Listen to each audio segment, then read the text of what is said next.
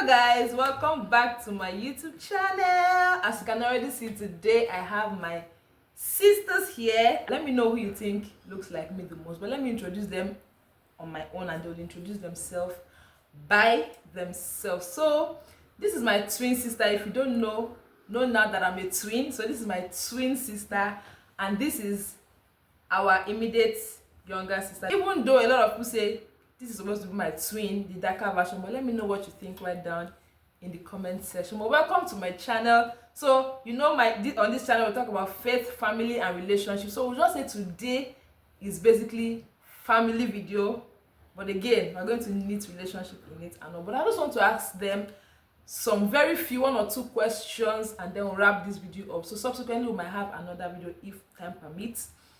But let me just quickly say that we're going to be having another video on my sister's channel that we are also featuring. So please, after this video, if you've not seen that one, go on to her channel at Lorena Space and watch that video. So let's go right into the video and welcome to the channel. Please, can you do well to introduce yourself? Okay, hi Louisa's fans. You should welcome me to this YouTube channel. Welcome me. I welcome myself to this YouTube channel. Feels so good to be here with my gorgeous sisters. So my name is Louise Chukura. Most people call me Lorena. I'm a professional makeup artist and also a content creator. Okay, introduce yourself. Hi, it's good to be here. My name is Vera. As she has said, I'm a sister. It's good to be here. I'm always at the other side watching, but it's good to be What do you do? Who are you? I'm a pencil in the hand of the creator. Just tell us what you do. Just tell us. Be humble. People that are humble. I'm an MA student and I do small jobs, small work. I have work. No matter, she works for the state government in Delta State. You know that. Career professional. She's an MA student. She also works I'm with happy that you state government. Why are you telling me? I'm not going to remove it. I'm going to put it. Why? Okay, as you guys already know, this is a relationship channel, so I'm going to ask you a relationship question. I hope that you'll oblige us and give us little details as much as you can. So let me start with you. Let me start with you, right? How has your relationship journey been, right? And what is 1 or 2 things you like to tell us about your relationship journey so far? Well, not like I've been in so many relationships, but relationship is great. Experiences. I feel like usually you are giving what you expect in a relationship. If you are like this and you expect this, it's usually what you expect and you get. Yes, everything may not go. That you are giving or you are receiving, or that the other person is giving. Is that what you mean? Yes, what you expect. Yeah, what the other person will be giving. Yes. So, okay. Yeah, about that. Yeah, you usually get what you expect, because I hear people say, "Oh, it's not possible to find somebody that is this," and I'm like, that's all the people I've found all my life. So it's usually what you expect. That's what you get. But there's some people that would say that they get what they don't expect. So there's something they are doing wrong. Because I know a lot of people be like, really? So those that go through, have you gone through an heartbreak before? No. That's why I say what you're saying. That you get what you expect. I actually had a video on that. I'll post that video here. You get what you want. And you are concurring to that. But again, I know that some people have an other opinion, because it's not every time we get what we want, and that's why we don't marry. Most times we don't marry the first person we were in a relationship with. So what happened? If it was what you wanted that you got, why didn't you marry the person? Okay, so the fact that you expect, even in marriage, when you marry somebody, you will not like everything. Okay. So at some point, even though the person might be giving you what you expect, there are other things that you look at, say, okay, I cannot really deal with this long term. So usually that's always the so reason. the expect you're talking about is in values. Yes, yeah. Mostly, yeah. Largely values. Yes. Okay, I'll come back to you. I have one more question for you. So let's know what. Okay, so I really don't have much to say. To start with, I did not date until I left the uni, and it was intentional, right?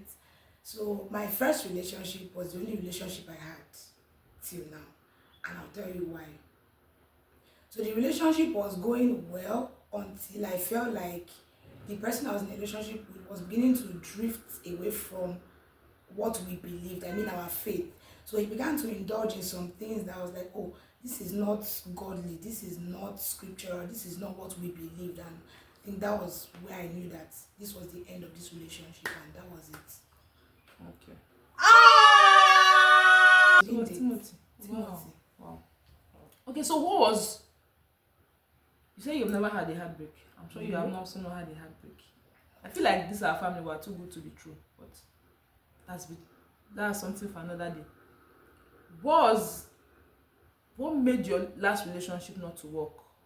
And just round it up by talking about maybe a red flag that you'd advise against generally, not necessarily about a relationship, maybe generally one red flag both for male and female. So I've been in 2 relationships. The first one, I ended the relationship because I waited till a certain age. You know when you're waiting for something, you say, okay, I won't do this thing till I'm so. When you get to the age, you'll be restless because you have waited. So I dated this person because I didn't even pray. Because I didn't like if I pray, God will say no. So I did not pray.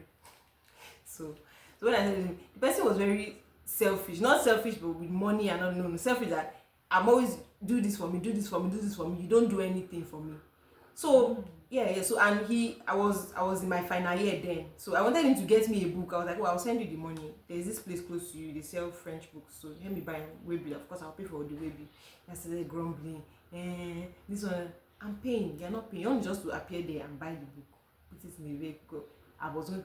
And that was just like, and that was just, and it was project. So I was like under a lot of pressure then. I was in final year, of course. So I was like, this person. Then that was just one of it. Other, of course, there will usually be other. So this person was more on the receiving end in the relationship. And when you have that urgent need you had, one time. And that was the only time I ever asked him for anything. Even with your own money, just help me do this and send to me, I'll pay.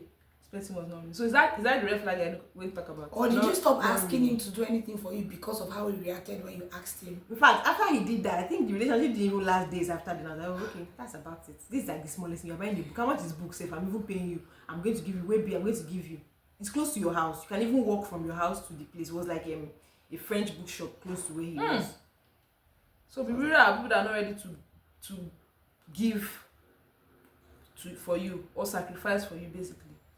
So it was very shocking because I didn't even expect. I was like, that's the easiest thing to even do for somebody, because I kept on discussing, oh, I'm finding it difficult to get a novel. I didn't even remember someone that was willing to. It was like, this is your bookshop close to me. Wouldn't they have the book you need or something? It was now me, and I didn't even remember. I was like, okay. So that was it. It was even after I even broke up with him. If I just see his message in my inbox, I know that he's coming to ask for something. He was like, how are you? And me, I'm just say, how are you? I will just say, fine. How is this one? Fine. I'm just expecting, just say what you want to say, let me know what it is. And you'll be like, oh, please, can you help me? So that was. I watch these things in movies. So I feel like they are not real, but I've seen a real. So I just, and the thing is that when we had maybe a disagreement, and I will not pray because I know that I do not ask God. So I knew that if I pray, I knew. So I was not even praying. I would pray about that, my family, work, school, and everything. But this person, I was not praying because I knew that before I entered, I did not ask God. If I asked God, God would. I didn't even need to ask God because he would say no. I didn't want him to say no. I knew. So when I just ended it, I was like, okay, it's not going to last anyway. So I just. So what's one red flag that people that are single, both men and women, should look for now in the person that's coming? Well, personally, what I feel is a red flag is very, will I say broad? Okay, now what I say, I don't like somebody that is irresponsible. Now, irresponsible, you cannot say, okay, this is. You know you are supposed to do something, you don't get to it. You know you want something, you don't work for it. You know there's something you want to get at the end of a year, but you're still just like, and this is one of the reasons why I broke up with the second person that I dated. He would just sit down. I want to do this. I want to be a billionaire. What are you doing now that will lead you to where you want to be? So that day, I remember there was one day when he finished telling me, and I said, do you know something? There are plenty Aliko Dangotes all over the place, but we know only one. Why? Because he was the only person that put his idea to work. So, okay, you want to be a billionaire. That's not even a future ambition. I say, what you want to be? You want to be rich. Is that okay, so what are you now doing to be rich? What? So irresponsibility is a red flag. You're supposed to be somewhere by so time. You are mesmerizing and merry-go-rounding and all those things, they upset me. If you want to do something, do it. If you have to, just, not that you want to do this, but you want to go through another way to get it. I don't just like people that are not responsible. Basically, that's so for both genders. Yeah. Look for a responsible person. Thank you. All right. Okay, so I think one major red flag for me is I really cannot stand people that are domineering. And when I mean domineering, people that want to control your every move, they want to control your actions, they want to control how you behave. Like, I cannot deal. So, for example, I'll give this story as an example. We heard of a guy that broke up he called off his marriage because he had insisted that his bride-to-be put his sister in his bridal train. And for me, I'm like, what nonsense. Like, you have no right telling me who should be in my train. Just the way I have no right ordering you on who should be in your train. You know what you want. Stick to what you want. I know what I want. Don't try to push me to do what you want. It's okay to even suggest. Sorry that I got. It's okay if you want to suggest, but not that you say I must. Like, that domineering spirit is a no-no for me, actually. Like, a domineering person, I cannot stand. Okay. What's your thought on friendship? Well, when you mentioned friendship, the first thing that came to my mind was a friend in need is a friend indeed. So I am a friend that is always there for people that I love. Obviously, it's your relationship story. So it's obvious. So yes, and I believe I'm the best way that I can. I go out of my way for people that I really like, even people that I don't like so much. I don't talk of people that I really like. I go out of my way. So tell the Babalawo said, you know what? So yes, I feel like for a friend in need, you should be there for me. You should be, when I think of, I need something, you just come to my mind. I don't even ask people for things. I don't think anybody can wake up and say, oh, Vera called me so day and she needed so help. I don't even ask for help. So I feel like if I ask you for help, you should be privileged. You should be happy. When I was in uni, my mom would call me and say, I know that you will not, she would just send me money randomly. I'm like, oh, why should I know that even if you need something, you will not tell anybody you need something. So I'm not even really somebody that. So if you are a friend and you are there for me, of course I'll be there for you, but not like I'm doing it for you to be there for me, but of course life is give and take. So just be a friend indeed and in need. So for me, I would say friendship it doesn't come really easy. It takes commitment to build friendships. There are times that everything will be sailing on smooth. There are times that things may not be easy. The commitment you are giving or putting towards that person is what will determine how far you would go. So friendship, I would say, is commitment.